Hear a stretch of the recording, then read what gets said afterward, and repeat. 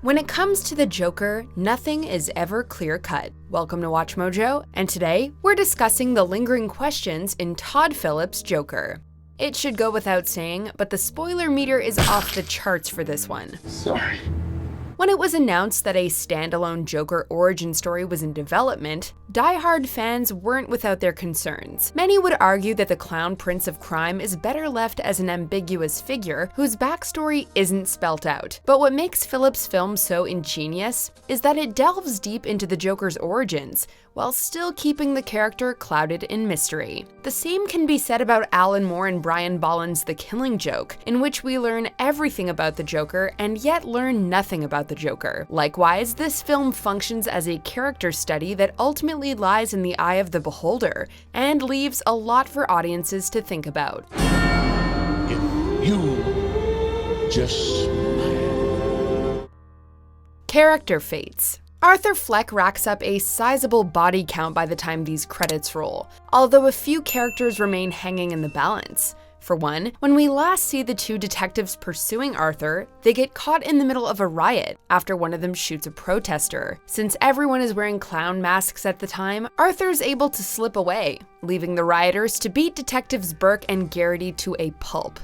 People are starting to notice. And while news reports say that both are in critical condition, we're given little closure as to whether or not they survive. The fate of Arthur's neighbor Sophie is even more vague and disturbing. For much of the film, Arthur merely envisions that Sophie's by his side. It's so awful, isn't it? Laughing at his jokes and holding his hand. It isn't until he breaks into Sophie's apartment that we learn just how obsessed he is with her. Channeling Travis Bickle at the climax of Taxi Driver, he puts a finger gun to his head as the audience lays eyes on Sophie for the last time. In the next scene, Arthur laughs in his apartment while police sirens are briefly heard in the background. Like Carla Jean in No Country for Old Men, Sophie's fate is left open to interpretation. The coin don't have no say. It's just you. Well, I got here the same way the coin did. Perhaps Arthur spared her, but the more likely answer seems that he killed the object of his affection in cold blood. When they first met earlier in the movie, Sophie put a finger gun to her head in frustration, so maybe Arthur felt that he was doing Sophie a courtesy by ending her life. Or it could just be because he's a psychopath. And if Arthur did murder Sophie, then her young daughter could have met an equally grim end. Arthur's condition. Throughout Joker, Arthur can't hold back his spine-chilling laughter whenever he's in an uncomfortable situation.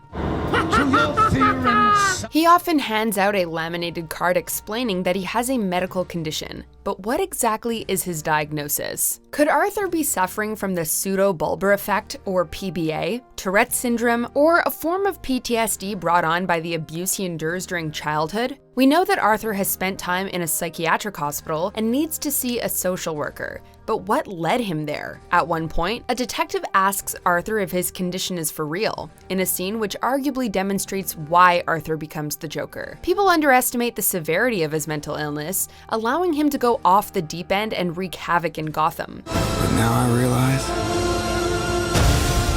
it's a comedy. While there's no denying that Arthur is unhinged, it's possible that the card he passes around wasn't given to him by a doctor. What if Arthur made the card himself and started distributing it as a joke? His laughter isn't necessarily uncontrollable either, as Arthur restrains himself at least once, after exiting the room in one scene. If he was faking his laughter then, he could have been faking or embellishing other times too.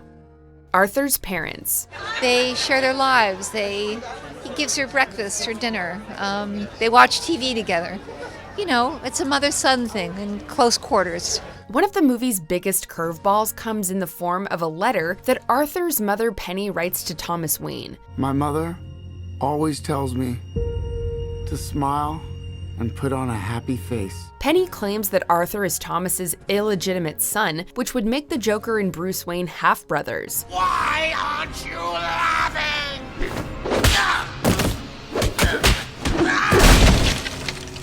Because I've heard it before. Thomas denies these accusations though, asserting that Penny relentlessly harassed him when she was working for the Wayne family. What's more, he says that Arthur was actually adopted, and Penny isn't even his biological mom. Thomas's claims are then supported by the files that Arthur steals from Arkham Asylum, which also reveal that he was abused by Penny's boyfriend as a child. Then again, Thomas is a powerful man with friends in high places. What if he really did have a love child with Penny and had the adoption papers forged to sever any parental ties to Arthur? Since Arkham isn't exactly the most revered establishment, the doctors quite easily could have been paid off to paint Penny as a deranged stalker. Whether he really was adopted or not, the identity of Arthur's parents remains up for debate. This is the last time we'll be meeting. You don't listen, do you? The future of Bruce Wayne and Gotham. Although Joker takes numerous creative liberties, one crucial detail remains intact. Thomas and Martha Wayne are gunned down in an alley, with young Bruce present to watch his parents die. There have been countless variations of this iconic moment before. In Tim Burton's Batman, it's a younger Joker who pulls the trigger. Tell me, kid, you ever danced with the devil by the pale moonlight?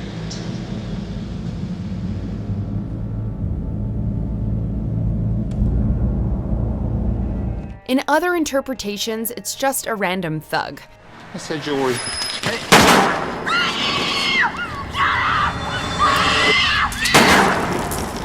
In this film, it's a combination of both. The rioter who kills Bruce's parents is hidden behind a clown mask, never revealing himself. The identity of the shooter doesn't matter, however, as he was at least inspired by Arthur. Even if Arthur didn't set out with a political statement, others viewed his actions as an excuse to rebel against the wealthy, and we last see Bruce kneeling by his dead parents.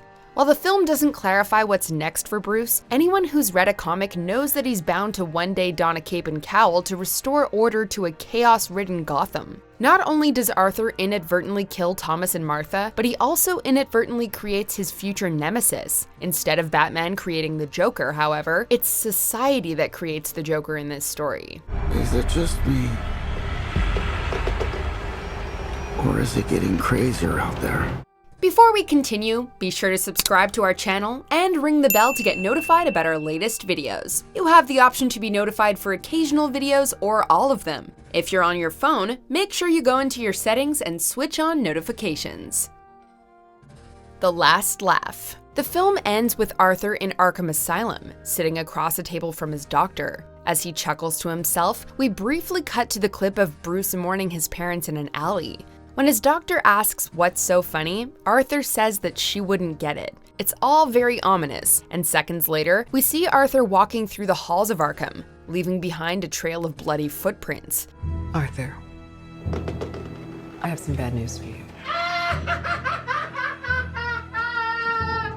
It's safe to assume that Arthur either beat or killed his doctor, getting her blood on his soles. Whether or not he manages to outrun or kill the rest of the hospital orderlies is another matter. The real question, though, is why was the Joker laughing? On top of that, why didn't he think his doctor would get the joke? Was he laughing because the doctor didn't realize that he was about to break loose and kill her? Was it because he unintentionally caused the sequence of events that killed the Waynes and left Bruce orphaned? Maybe it's because none of this actually happened at all. Maybe the whole movie was in Arthur's head, and this is just one of infinite origin stories for the Joker. After all, if the Joker is going to have a past, he prefers it to be multiple choice. In that case, the joke would be on the audience. Whatever the reason behind Arthur's laughter may be, it's a joke that only his warped mind can find the humor in. Murray, one small thing. Yeah. When you bring me out, can you introduce me as Joker? Do you agree with our picks? Check out this other recent clip from WatchMojo, and be sure to subscribe and ring the bell to be notified about our latest videos.